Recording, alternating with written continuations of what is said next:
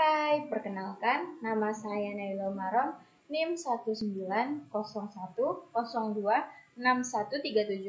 Di sini saya akan menjelaskan mengenai transformasi teknologi penyiaran analog menuju digital. Nah, seperti kita tahu nih, perkembangan teknologi dan informasi, komunikasi atau Information and Communication Technology atau disingkat sebagai ICT merupakan suatu yang harus ada dan diikuti oleh masyarakat modern saat ini. Seperti contoh itu kita, generasi milenial nih, wajib banget kita mengikuti perkembangan zaman saat ini. Nah, pengembangannya itu dianggap sebagai solusi dari permasalahan yang ada. Kemajuan teknologi ini menjadi jawaban dari kemajuan globalisasi yang kian menyelimuti dunia. Salah satunya itu di bidang komunikasi nih. Munculnya televisi atau kita kenal sebagai itu TV. Dengan berbagai kelebihan komunikasi yang dimilikinya, telah menciptakan beraneka pelayanan komunikasi yang lengkap dan unik. Televisi mampu menyampaikan pesan informasi dalam wujud gambar dan suara sekaligus.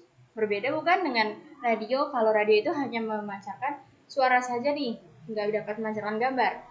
Nah, selanjutnya itu ada migrasi televisi analog. Seperti kita tahu nih, lagi trending dibahas oleh pemerintah.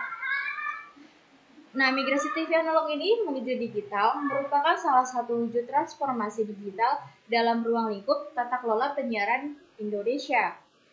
Menurut Direktur Operasi Sumber Daya Kementerian Komunikasi dan Informasi, Dwi Handoko menyebut migrasi televisi analog menuju digital menjadi sebuah keniscayaan.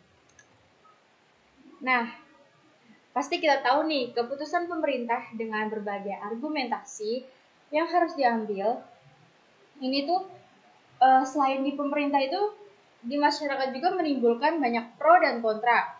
Karena teknologi siaran digital menghadirkan teknologi televisi analog dapat dijelaskan secara logis sebagai kebutuhan.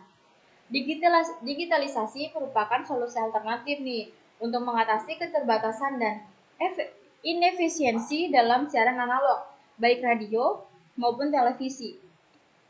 Efisiensi dan optimasi yang adalah hal yang paling jelas dalam siaran atau saluran dengan jumlah siaran yang lebih banyak dan infrastruktur siaran seperti menara pemancar, antena, dan saluran transmisi masing-masing. Hanya menggunakan suatu alat untuk banyak siaran.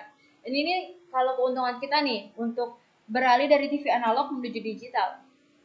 Alasan yang muncul adalah fakta bahwa teknologi siaran digital saat ini telah menjadi tren teknologi global sehingga perlu diperhatikan jika bangsa kita ini, bangsa Indonesia, tidak ingin tertinggal dengan negara-negara lain. Nah, migrasi teknologi penyiaran dari analog menuju digital ini tidak mudah nih tentunya, dan tidak dapat dilaksanakan secara terburu-buru karena perubahan menuju analog menuju digital ini sudah dikaji beberapa tahun sebelumnya oleh pemerintah. Nah, transisi ini dalam praktiknya sangat terkait dengan kesiapan infrastruktur dan teknologi. Ketersediaan infrastruktur yang memadai, pemilihan jenis standar teknologi yang tepat, pemahaman atau kelebihan dan kekurangan teknologi digital, serta nih yang paling penting, kesiapan aspek non-teknologi seperti kondisi sosial, ekonomi, literasi, masyarakat, dan payung regulasi yang memadai. Itu tuh akan menjamin semua stakeholder yang berkepentingan, baik dari pemerintah, dari perusahaan siaran, dan terutama itu masyarakat nih, tidak akan dirugikan oleh proyek digitalisasi penyiaran. Nah, di negara kita ini, di Indonesia, digitalisasi penyiaran sudah mulai dibahas dan menjadi perdebatan publik. Tentu saja karena untuk kita bisa beralih dari analog menuju digital, kita itu harus membeli alat berupa bernama set-up box yang dibanderol dengan harga 150.000 hingga 250.000. Itu menimbulkan pro dan kontra bagi di kalangan masyarakat. Maka dari itu, DPR sendiri telah merancang undang-undang penyiaran baru sebagai ganti dari undang-undang penyiaran lama dengan memasukkan pengaturan penyiaran digital. Sementara pemerintah lebih maju dengan membuat Permen tentang penyiaran digital. Selanjutnya nih, penerapannya gimana sih teknologi penyiaran di digital? Penerapan penyiaran digital itu diharapkan memberikan efisiensi penggunaan spektrum frekuensi yang lebih baik sehingga dapat memenuhi kebutuhan penyedia program siaran yang berkali-kali lipat lebih banyak dibandingkan penyiaran analog.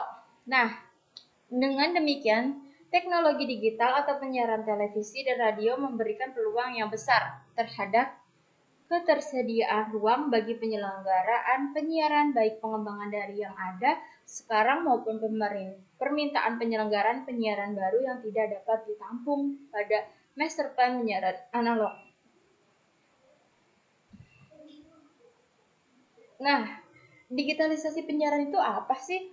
Digitalisasi penyiaran itu proses perubahan segala bentuk dari informasi berupa kata, angka, gambar, suara, data, dan gerak dikodekan ke dalam bentuk bit atau binary digit sehingga dimungkinkan adanya manipulasi dan transformasi data atau bit streaming, termasuk penggandaan, pengurangan, maupun penambahan. Semua jenis informasi ini diperlukan bukan dalam bentuk asli, tetapi bentuk digital yang sama atau byte atau bit. Bit ini berupa karakter dengan dua pilihan 0 dan 1. Off dan yes dan no, ada informasi atau tidak.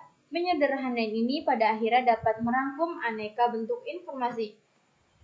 Huruf, suara, gambar, warna, gerak, dan sebagainya sekaligus ke dalam satu format sehingga dapat memproses informasi untuk berbagai keperluan, seperti pengolahan, penyimpanan, penyajian sekaligus dalam satu perangkat. Nah, seperti kita tahu nih, proses analog switch off atau biasa dikenal dengan ASO adalah transisi dari pesawat televisi analog menjadi pesawat televisi digital guna melakukan digitalisasi penyiaran di Indonesia ini, atau disebut juga dengan migrasi dari penyiaran analog menuju digital. Proses ini dilakukan melakukan modernisasi teknologi dan teknologi penyiaran analog ke teknologi penyiaran digital.